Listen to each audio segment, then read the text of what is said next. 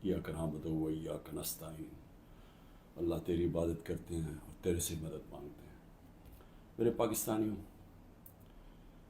کل رات 12:30 بجے ایک پریس کانفرنس کی رانا ثناء اللہ نے، اور اس پریس کانفرنس کے بعد میرے میں اب کوئی شک نہیں رہا کہ جو تحریک انصاف کی خواتین، انہوں نے جس طرح ان کو پکڑا اور جس طرح ان کو جیلوں میں ڈالا، اور پھر جو ہمیں خبریں آ رہی تھیں کہ ان کے خلاف کس طرح کا سلوک کیا گیا، ان کو ریپ کا بھی ہم نے سنا، تو جب اس نے پریس کانفرنس کی یہ میرے سارے شک دور ہو گئے، کیونکہ جو اس نے باتیں کی اس کا مطلب دو چیزیں ہیں۔ یا ان کو ڈر لگ گیا کہ جب وہ خواتین نکلیں گی جیلوں سے تو وہ بتائیں گی کہ ان سے کیا ہوا، یا اس کی تیاری کی ہے، اور یا ان کو یہ خوف ہے کہ کوئی چیز ایسی ہو گئی ہے جو ان سے اب سنبھالی نہیں جا رہی، اور اس کی وجہ سے ان کو ڈر لگا ہوا ہے کہ وہ اگر بات نکل آئی تو پہلے سے تیاری کر لو کہ یہ کوئی بہت بڑی سازش تھی، تحریک انصاف نے خود ہی سب کچھ کروایا۔ دیکھیں، میں آج اپنی ساری پاکستانی قوم کے سامنے میں آپ کو اپنی جتنی میری پولیٹیکل لائف ہے اور اس سے پہلے بھی جو میرا تجربہ ہے پاکستان کو، اپنی قوم کو، اور ملک کے ساتھ ہی ہم بڑے ہوئے ہیں، کبھی عورتوں کے ساتھ یہ رویہ نہیں ہوا جو جب سے 25 مئی سے شروع ہوا، یعنی 1 سال سے پہلے کبھی میں نے اپنی زندگی میں پاکستان میں خواتین کے ساتھ ایسا سلوک نہیں دیکھا۔ میں جب یہاں سے برطانیہ گیا تو ایک بڑی ہم وہ کہتے تھے ہم نے عورتوں کو بڑی بری طرح رکھتے ہیں۔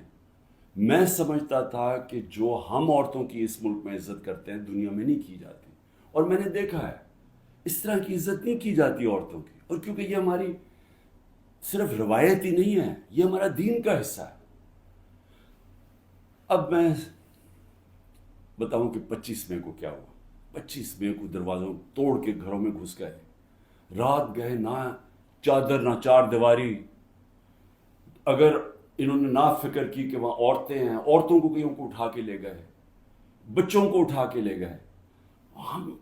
ہمیں آہستہ آہستہ جب خبریں ملی، میں مانوں ہی نہ کہ یہ ہوا ہے۔ جب ہم اپنی عورتوں ایم پیز کو ملے تو آہستہ آہستہ جب ہماری عورتوں کی تنظیموں کو ملے، پھر جو اپنے ایم پیز مرد کو ملے، انہوں نے سب نے آہستہ آہستہ ایک ہی کہانی سنائی کہ پلان کر کے یہ کیا گیا تھا خوف پھیلانے کے لیے، اور انہوں نے زبردستی بدتمیزی کی، یعنی ایک پلان کر کے کہ دہشت پھیلے۔ یہ اس طرح انہوں نے لوگوں کے گھر توڑے اور گھروں میں گھسے ہیں۔ تب بھی انہوں نے گاڑیاں توڑی۔ ڈاکٹر یاسمین کی تصویر ہے، وہ گاڑی میں بیٹھی ہے، اس کی گاڑی توڑ رہی ہے پولیس۔ تو یہ ایک پلان تھا، لیکن پھر اس وقت نہیں مجھے پتا تھا یہ پلان ہے، لیکن آہستہ آہستہ اب مجھے کوئی شک نہیں کہ یہ ایک پورا پلان ہے کہ عورتوں کو ڈی پولیٹیسائز کیا جائے۔ آدھی آبادی جو پاکستان کی ہے اس کو کسی طرح سیاست سے باہر رکھا جائے۔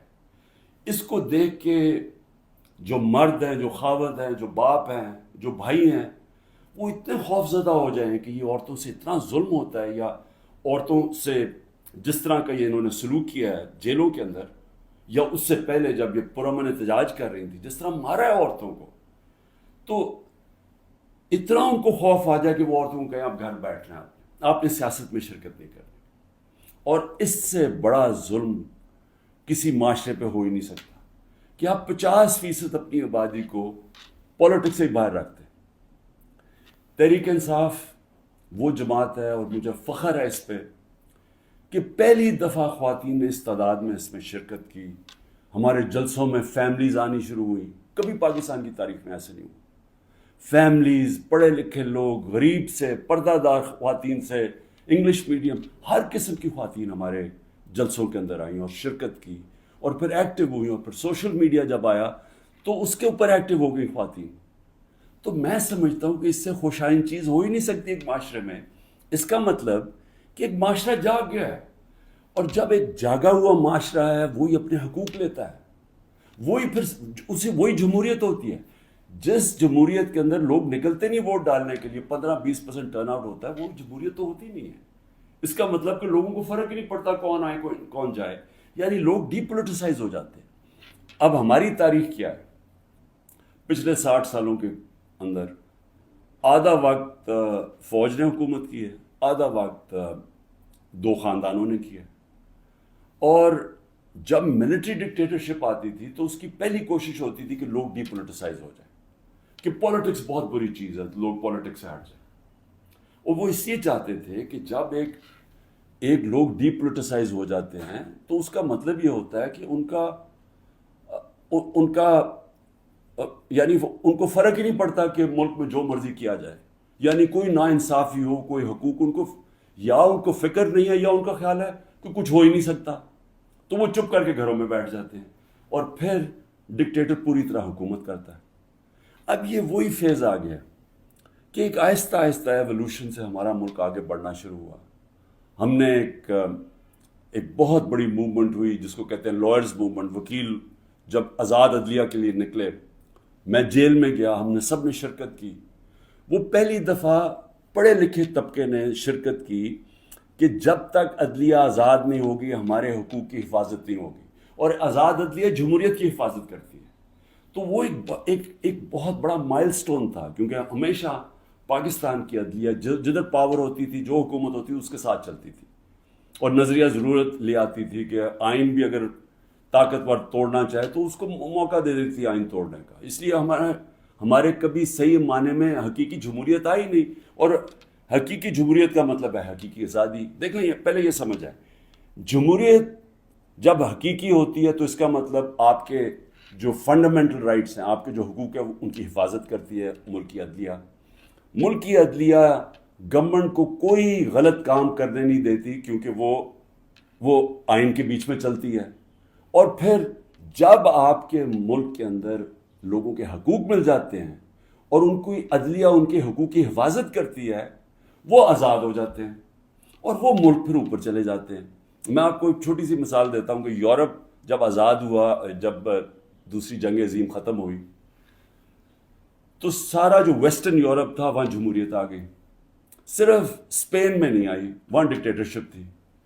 50 سال کے بعد دیکھیں کہ سارا ویسٹرن یورپ آگے نکل گیا، خوشحال ہو گیا، اور اسپین پیچھے ہے، حالانکہ اسپین بھی ایک وقت پہ بڑا امیر ملک تھا. تو جمہوریت، آزادی، خوشحالی، یہ سب ساتھ چلتے ہیں، لیکن بنیاد ان کی انصاف میں ہے. انصاف کا مطلب ہے کہ جب ایک معاشرہ آپ کے اس کی عدلیہ فنڈامنٹل رائٹس پروٹیکٹ کرتی ہے تو وہ آزاد ہو جاتے ہیں، وہیں جمہوریت آتی ہے، وہیں خوشحالی آتی ہے. تو یہ ایک سفر کر کے ہم یہاں پہنچے ہیں.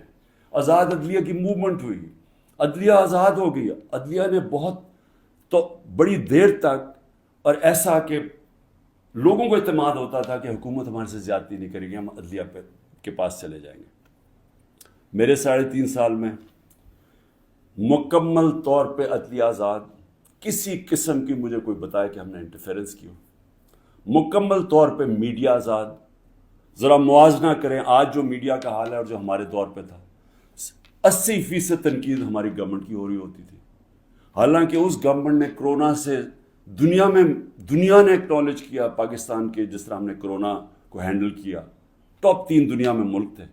دنیا نے ہمارے احساس پروگرام کو ایکنالج کیا. دنیا نے جو ہم نے پہلی دفعہ ماحولیات کے اوپر ملک کی تاریخ میں جو ہم نے درخت اگائے، جو بلین ٹری سونامی جس کو کہتے ہیں، دنیا نے مانا اس کو. بورس جانسن نے، جو برطانیہ پرائم منسٹر، جو یو این میں تقریر میں نام لیا میرا اور کہا کہ ہم اس طرف آگے جا رہے ہیں. پہلی دفعہ ڈیمز بنانے شروع کیے 50 سال کے بعد. تو وہ حکومت جو اپنے ملک کی اکانومی کو بھی لا کے کھڑا کر دیا، اور 6.1%، کوئی کہتا ہے 5%، یعنی تاریخ کی وہ چند لمحے تھے جب سب سے زیادہ ملک آگے بڑھ رہا تھا. لیکن اس کو تنقید کتنی ہوئی؟ ذرا اٹھا کے دیکھ لیں اخبار، آپ صرف ٹی وی پروگرامز دیکھ لیں، ہمیں سارا وقت تنقید ہوئی. ہمارے ہاں 3 لانگ مارچز ہوئی. ایک بتائیں کہ کسی کے اوپر کوئی ایف آئی آر کاٹی، کسی کو کوئی گھروں میں گھس کے کوئی روکنے کی کوشش کی. تو یہ جو ہوا ہمارے ساتھ 25 مارچ کے بعد، یہ پلان کے ہوا تھا. یہ ہماری جمہوریت کو جو جتنا نقصان اب پہنچا ہے، میں جنرل مشرف کی ڈکٹیٹرشپ مجھے یاد ہے، اس طرح کے حالات نہیں تھے وہاں. جنرل مشرف کے دور میں تو میڈیا بھی چل رہا تھا، وہاں تو میں اپوزیشن میں تھا، ہمیں تو کبھی اس طرح کی سختی نہیں ہوئی. تو یہ تو اب وہ جنرل ضیاء کے دور پہ پہنچ گئے ہیں. تو مجھے تو نہیں پتا کہ جنرل ضیاء کے دور میں کس طرح اپوزیشن کو کیا. ہم نے سنا ہے کہ پیپلز پارٹی کے اوپر بڑی سختی تھی، لیکن جو اب ہو رہا ہے یہ تو ہماری ساری جمہوریت کی نگیشن ہو گئی ہے. نہ یہاں فنڈامنٹل رائٹس ہیں، نہ یہاں سپریم کورٹ کے فیصلے مانے جاتے ہیں، نہ کانسٹیٹیوشن کے اوپر جب کانسٹیٹیوشن کہتی ہے 90 دن میں الیکشن، نہ وہ الیکشن ہو رہے ہیں. گورنمنٹ اس کی پرواہ نہیں کرتی. عدالتیں بیل دیتی ہیں، پکڑ کے دوسرے کیس میں اندر ڈال دیتے ہیں. عدالتیں کہتی ہیں ہمیں عمران ریاض کو یہاں لے کے آؤ یا کسی اور کو لے کے آؤ، اس کی پرواہ نہیں کی جاتی. یعنی میڈیا کا جو منہ بند کیا ہوا ہے، جس طرح کے حالات آ جائیں، ٹیلی فون کیے جاتے ہیں، دھمکیاں دی جاتی ہیں. ہمارے جو لوگوں کو اب یہ توڑ رہے ہیں اور جو کہتے ہیں کہ جی میں تحریک انصاف چھوڑا ہوں، میں فوج سے بڑا پیار کرتا ہوں، ذرا ان سے ذرا چپ کر کے بیٹھ کے پوچھیں کہ ان سے کیا کیا ہے. ان کی دھمکیاں دی گئی ہیں کہ تمہاری فیملیز کو نہیں ہم چھوڑیں گے، تمہارے بزنسز ختم کر دیں گے. یہ کب ہوا تھا پاکستان کی تاریخ میں؟ ان کے رشتہ داروں کو پکڑ لیتے ہیں، جو باہر بیٹھے ہوئے پاکستانی، وہ اگر ٹویٹ کر دیں ان کے رشتہ داروں کو پکڑ لیتے ہیں یہاں پاکستان میں، جن کا کوئی تعلق ہی کسی سے نہیں ہے. یعنی جس طرح کی چیزیں اب ہو رہی ہیں اس کا تو کوئی تصور بھی نہیں کوئی کر سکتا تھا ہوگا. تو جمہوریت تو ختم ہو گئی ہے پاکستان میں. اس لیے میں آج اپنی سپریم کورٹ، اپنے 15 ججز سپریم کورٹ، اپنی ساری قوم کی طرف سے، وہ پارٹی جو اس وقت سب سے بڑی پارٹی ہے پاکستان میں اس کی طرف سے، بلکہ اپنی عوام کی طرف سے میں آپ کو آج اپیل کرتا ہوں کہ سارا ملک اب آپ کی طرف دیکھ رہا ہے. یہ تاریخ یاد رکھے گی آپ کا رول. اب تک ہمیں ایسے نظر آ رہا ہے کہ آپ طاقتور کے سامنے آپ آہستہ آہستہ اپنی پاور کنسیڈ کیے جا رہے ہیں، اپنی آزادی کھوئے جا رہے ہیں. ہمیں نہیں نظر آ رہا کہ آپ سٹینڈ لینے کے قابل ہیں ان طاقتور کے سامنے، کیونکہ جس طرح ہمارے فنڈامنٹل رائٹس ہر روز کی اب بات کر رہا ہوں. رات عمر ایوب کے گھر میں گھسے، وہاں سارا دوسری دفعہ گھر میں گھسے، وہ تو چھپا ہوا ہے، اس کا سارا گھر توڑ دیا. شہزاد اکبر وہ انگلینڈ بیٹھا ہوا ہے، اس کا جو بھائی ہے وہ پوری طرح نارمل نہیں ہے، وہ اسپیشل چائلڈ ہے، جس طرح ذل شاہ تھا. رات اس کے گھر میں گھسے، اس کو اٹھا کے لے گئے. یعنی جو ہو رہا ہے ہر روز ہمارے فنڈامنٹل رائٹس کی وائلیشن ہو رہی ہے، اور پھر کوئی اس وقت ہمیں نظر نہیں آ رہا کہ ہمارے کو حفاظت کرنے کے لیے ایک ایسی عدلیہ ہے جو ہمارے رائٹس کو پروٹیکٹ کرے گی. تو میں اس لیے آپ سے اپیل کر رہا ہوں کہ یہ بڑی مشکل سے ہم جمہوریت کا سفر طے کر کے یہاں پہنچے.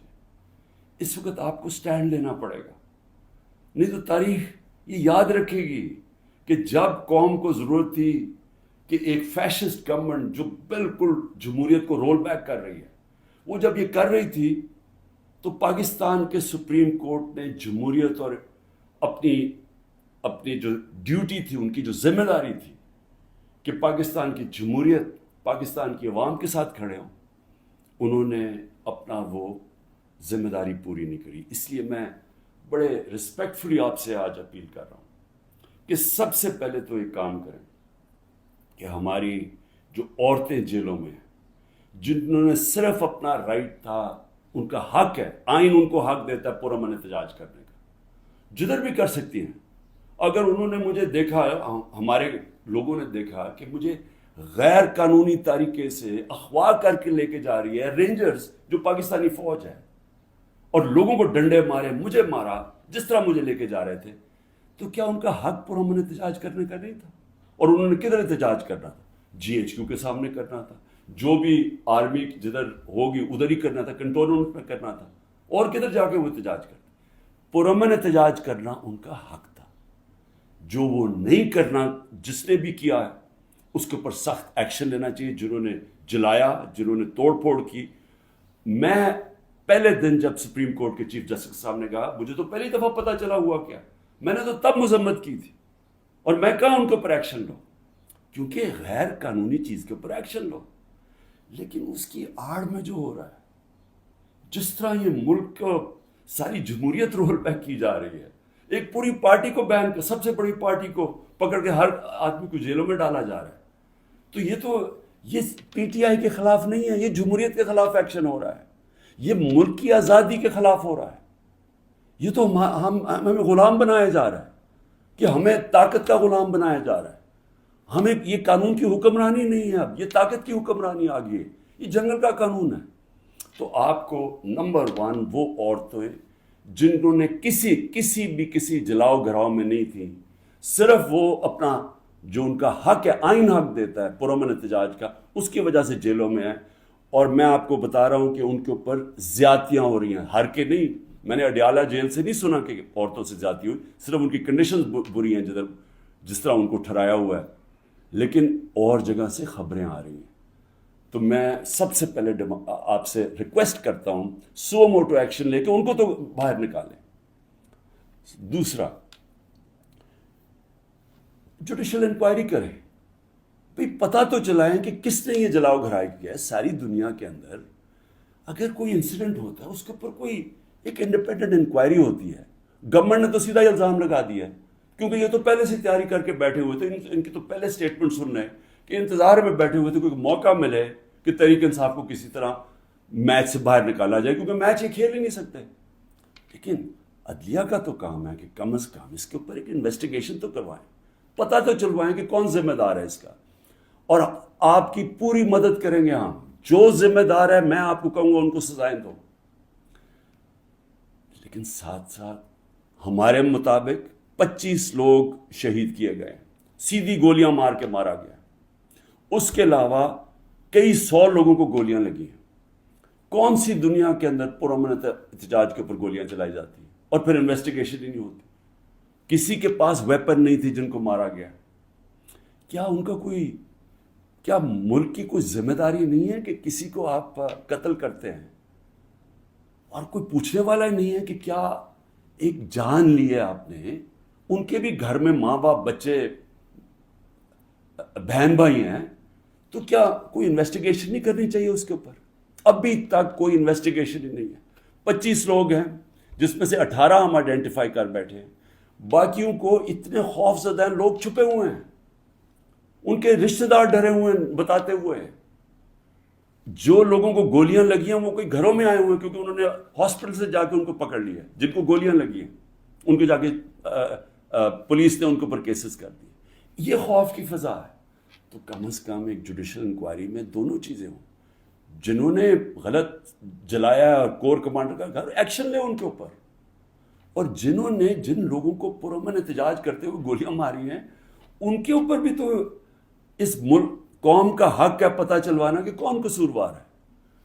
اور پھر تیسری چیز، جب ایک ملک کے اندر عدلیہ کے فیصلے نہیں مانے جاتے اور ججز وہاں بیٹھ کے رو پڑتے ہیں کہ ہم کیا کریں، ہم آپ کو بیل دیں گے، وہاں سے پھر پکڑ لیں گے، تو آپ بہتر یہ ہے کہ آپ پریس کانفرنس ہی کر دیں اور کہیں جی میں تحریک انصاف کا حصہ نہیں. تو یہ جو تماشا ہو رہا ہے، یہ تو سب سے زیادہ ہماری عدلیہ کے اوپر اب ساری قوم دیکھ رہی ہے کہ ایک آدمی کے اوپر سارے کچھ، وہ دہشت گرد بھی ہے، وہ سب کچھ ہے، لیکن ایک چیز وہ کہہ دے کہ جی میں آج تحریک انصاف چھوڑ رہا ہوں تو وہ سارا کچھ معاف ہو جاتا ہے. تو یہ کون سا قانون ہے؟ یہ تو جنگل کا قانون بن گیا. اس لیے میری ریکویسٹ یہ ہے کہ جو آئی جیز، جو پولیس والے حکم نہیں مان رہے عدلیہ کا، جس طرح عمران ریاض کو وہ کہہ رہے ہیں پروڈیوس کرو، وہ نہیں دے رہے، تو ان کے اوپر تو کنٹیمپٹ لگائیں تاکہ ہمیں پتہ تو چلے کہ کوئی اس ملک کے اندر قانون ہے. اگر قانون پہ نہیں چلیں گے تو کیا طاقتور کو کوئی سزا نہیں ملے گی، کیونکہ وہ اس وقت گورنمنٹ ہے. اس کے اوپر بھی لگایا جائے. اور جو ہمارے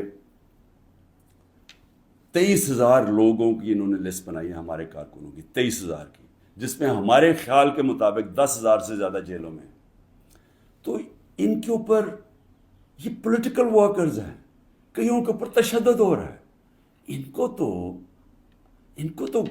کے اوپر جو بھی ہے، اگر ان میں سے کوئی گلٹی ہیں یا انوالوڈ ہیں تو ان کو جیل میں رکھے، باقیوں کو تو چھوڑیں، کیونکہ زیادہ تر لوگوں کو تو وہ تھے ہی نہیں وہاں.